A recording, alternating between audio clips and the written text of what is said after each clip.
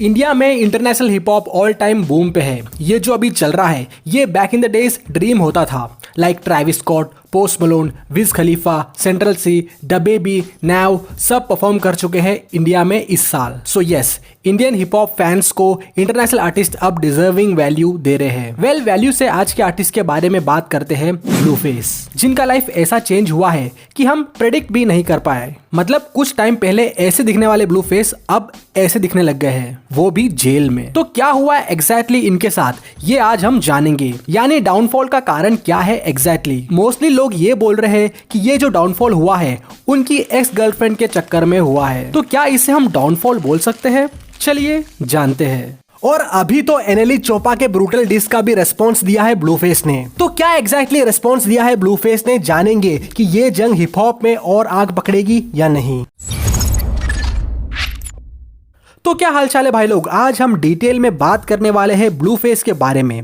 सो ब्लूफेस, जिनका असली नाम है जोनाथन जमाल पॉटर, ये बंदा एक टाइम पे रैप गेम का नेक्स्ट बिग थिंग था। ब्लूफेस अपने यूनिक ऑफ बीट फ्लो से वायरल हुए और मिलियंस ऑफ व्यूज छाप रहे थे।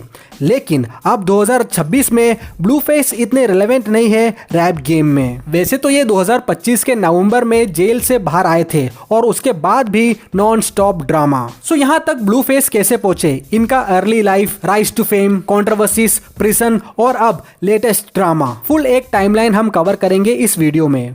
और अगर चैनल पे नए हो तो सब्सक्राइब करना मत भूलना ऐसे और हिप हॉप कंटेंट के लिए। ब्लूफेस का जन्म हुआ था जनवरी 20, 1997 को लॉस एंजलिस कैलिफोर्निया में। बचपन में ब्लूफेस अपनी मॉम के साथ सेंटा क्लैरिटा वैली में रहते थे, फिर बाद में डैड के पास शिफ्ट हो गए ओकलैंड। इनके मॉम डैड सेपरेटेड थे बट एलए कल्चर में ही बड़े हुए हैं ब्लूफेस। और बचपन में ये वेस्ट कोस्ट रैप ज्यादा सुनते थे and artist like 50 Cent, Snoop Dogg, The Game, Lil Wayne ने काफी इन्फ्लुएंस किया है ब्लूफेस को। पढ़ाई में इतने कोई खास नहीं थे लेकिन ये स्कूल में मार्चिंग बैंड में सैक्सोफोन बजाते थे।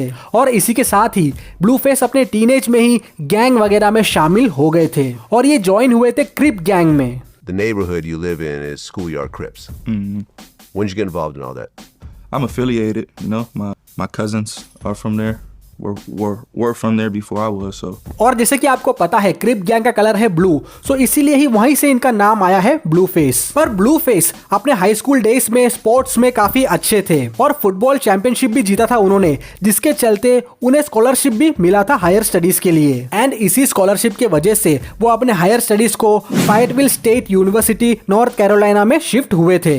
2017 में उन्होंने वहां से भी ड्रॉप आउट ले लिया एंड देन फिर वो वापस एलए आ गए और एक ऑफिस सप्लाई स्टोर में जॉब किया कुछ टाइम के लिए। और इसी समय के दौरान ही उनको उनकी गर्लफ्रेंड से एक बेटा भी हुआ था। लेकिन ब्लूफेस इस रैप गेम में कैसे आए, ये काफी इंटरेस्टिंग स्टोरी है। देखो, हुड वगैरह में तो रैप काफी पॉपुलर है यूएस में एंड गैंग टाइज वगैरह होने के साथ ही इनके कल्चर में ही रैप म्यूजिक इन्वॉल्व है। 2017 जनवरी में ऑफिशियली स्टार्ट किया था ब्लूफेस ने अपना rap career under the name Blueface Bleedem. तो हुआ कुछ ऐसा कि एक दिन वो अपने फ्रेंड जिनका नाम है लॉडियानो, उनके स्टूडियो पे गए थे अपना फोन का चार्जर लेने के लिए। और लॉडियानो एक म्यूजिक प्रोड्यूसर थे।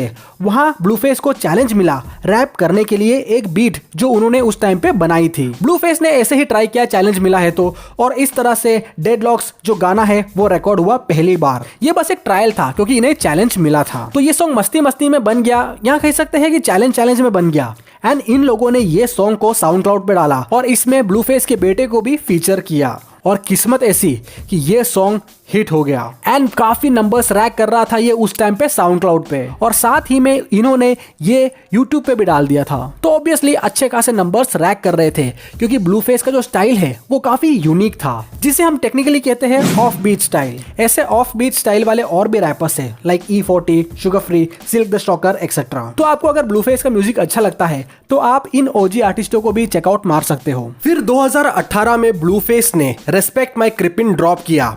ये एक वायरल मीम बन गया ऑफ बीट फ्लो की वजह से। इनफैक्ट कई लोग इसको रोस्ट कर रहे थे बट व्यूज अच्छे खासे छाप रहे थे ब्लूफेस। उसी साल जून में फेमस क्रिप ईपी ड्रॉप किया ब्लूफेस ने, जिसके प्रमोशन के चलते इंस्टाग्राम पे पोल डाला कि जिस हाई स्कूल से सबसे ज्यादा वोट्स आएंगे वो हाई स्कूल में वो कॉन्सर्ट करेंगे। एंड ब्लूफेस सच में भी गए उस हाई स्कूल में जहां से सबसे ज्यादा वोट्स आए थे उस पोल में। ये सब चीजें लोकली ब्लूफेस को और फेमस करती रही एंड ज्यादा से ज्यादा यूथ जुड़ रहे थे ब्लूफेस से। पर इस लोकल फेम से कुछ नहीं होना था, उनको एक ब्रेकआउट चाहिए था जिसकी वजह से वो इंटरनेशनल सीन में जाने लगे और गेम में और रिकॉग्निशन मिले। ऐसे करते करते फिर 2018 में उन्होंने निकाला टोटियाना।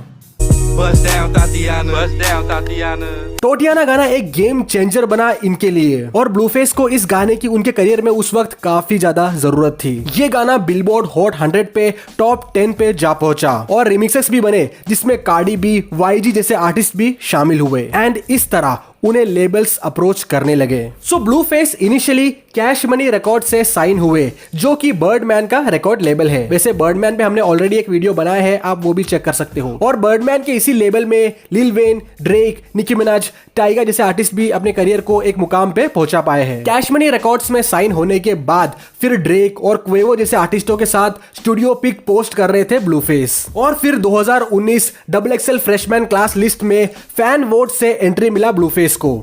एंड इसी के साथ Famous Cryp EP million stream cross कर चुका था और उनका गाना ब्लीड इट वो भी काफी वायरल हो गया था।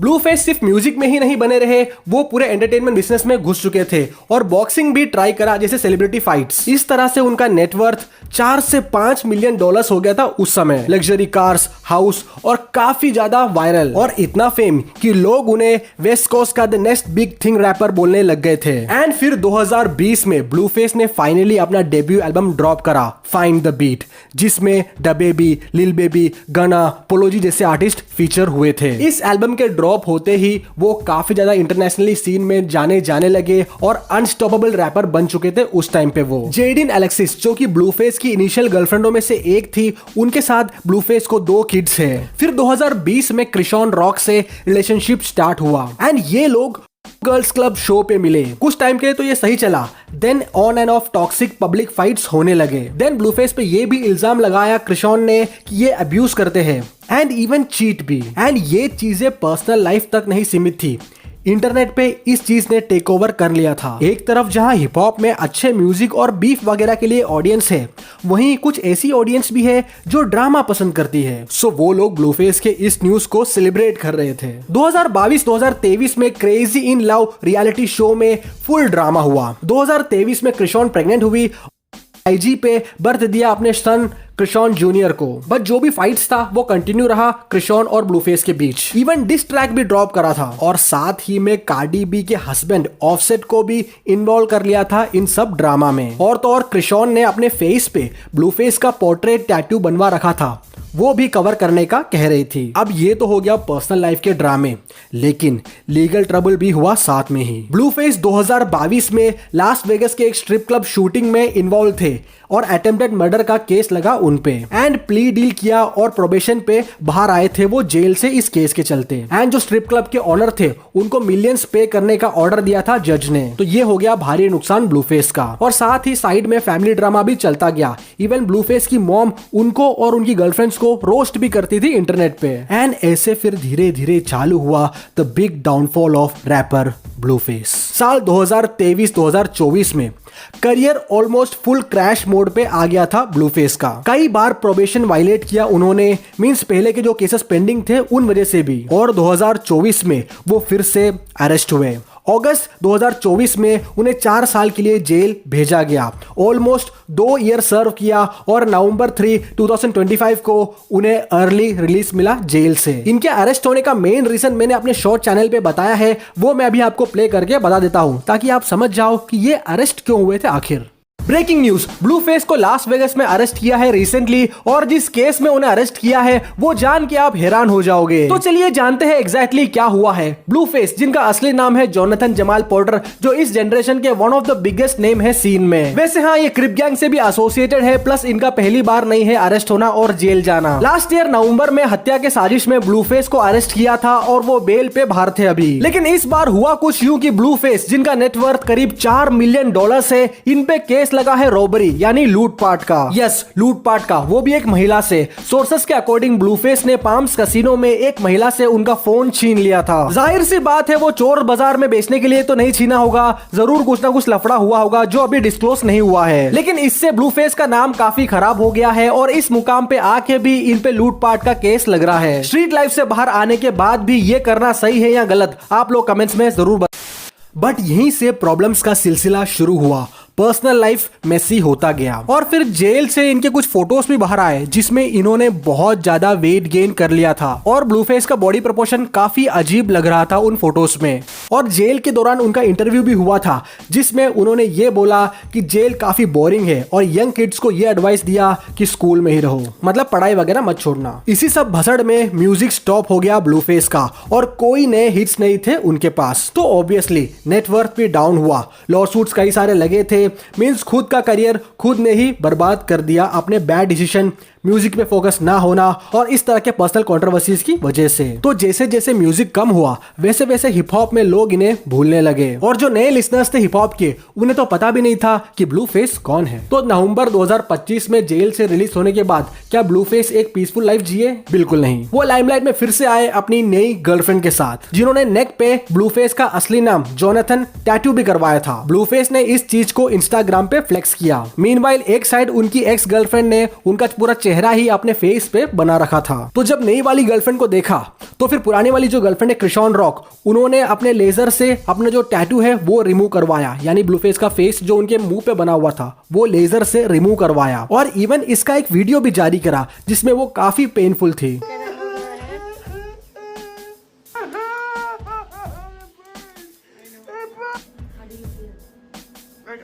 तो इस चीज के रिप्लाई में ब्लूफेस ने उनको उल्टा ट्रोल किया एंड इवन इस बीफ को और कंटिन्यू करते रहे अभी भी। तो इन सब डाउनफॉल और ड्रामास के बीच क्या उनका कमबैक होगा? अभी तक तो साइन जीरो है। तो ब्लूफेस की जो स्टोरी है वो एक क्लासिक टेल है। टैलेंट था, एक्सीडेंट एंट्री रैप में हुआ, मैसिव राइज हुआ, but toxic relationship, legal mess, bad choices, इन सब चीजों ने इनका करियर डिस्ट्रॉय करने में काफी ज्यादा रोल प्ले किया है। तो सवाल फिर से वही है, क्या ब्लूफेस का कमबैक होगा कि वो अब फेड हो जाएंगे इस गेम में? आपकी क्या राय है कमेंट करके बताना जरूर। एंड रिसेंटली एक लाइव स्ट्रीमिंग पे ब्लूफेस को एनएली चोपा का डिस सुनाया जो ब्लूफेस को किया था एनएली चोपा ने एंड देन ब्लूफेस का रेस्पॉन्स उसमें कुछ ऐसा था। Hey, NLE Chopper this too. Man, what's the name of the track? I'll react to that shit right now. Why did he diss you?